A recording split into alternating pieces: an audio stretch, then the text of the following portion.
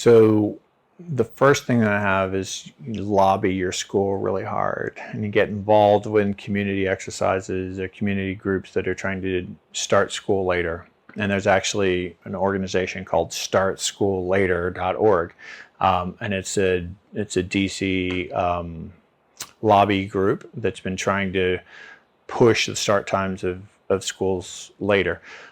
So we always talk about this circadian rhythm, which doesn't mean much. Circa means about, and dia means a day, so it's about a day rhythm.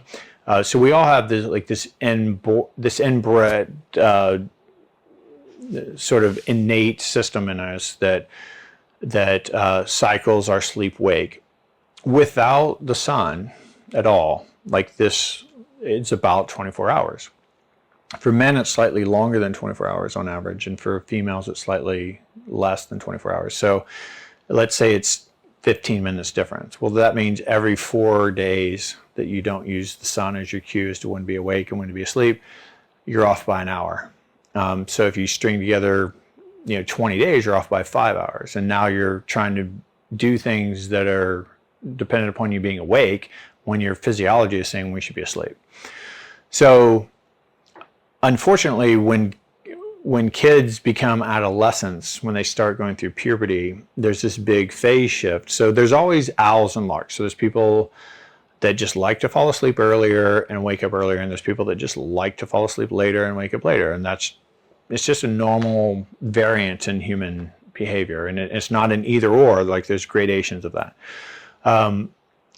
However, when you look at adolescents, no matter if they're an owl or a lark, it all gets shifted about 2 hours. And so if you're already an owl and maybe you feel like going to sleep at 11 o'clock, and now you start going through puberty, and now it's like you feel like going to sleep at 1 o'clock. So even if you can get yourself to fall asleep beforehand, you're still fighting your physiology, and it's not going to be ideal sleep. But it's better than not getting enough sleep. And so there's lots of research. It's hard to control state schools, but they've done it with private schools where they start school 45 minutes later, an hour later, hour and a half later, and they just observe them.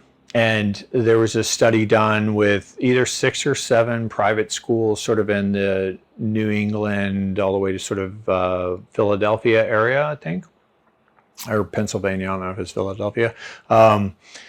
And they pushed the school start time back by an hour, I believe. And then they just observed them.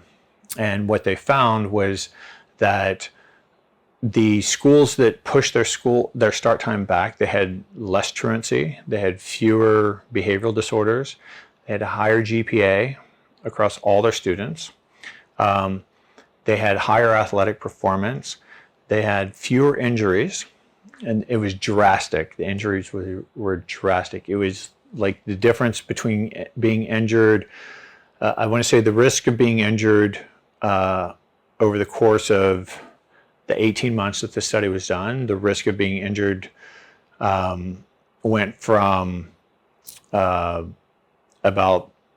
30%, so 1/3 of all injury, or 1/3 of all athletes were going to be injured over the course of 18 months, went down to like 10% over the course of 18 months. And so had you gone longer, probably, like, it's reasonable to assume it would have gone even further down on that. So not only did the average GPA, the average SAT go up measurably across these schools, injuries go down, but every single school that did this study had the best sports record for each team that the school had ever had.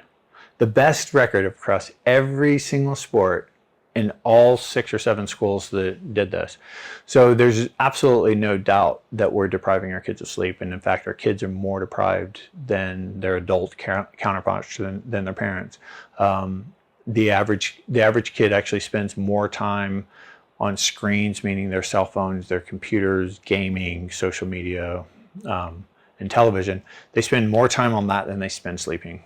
And it's super unpopular, but the healthiest thing that you can do for your child is to force them to go to sleep. Take all the electronics out of the room, make them put their cell phones on a charger in the kitchens.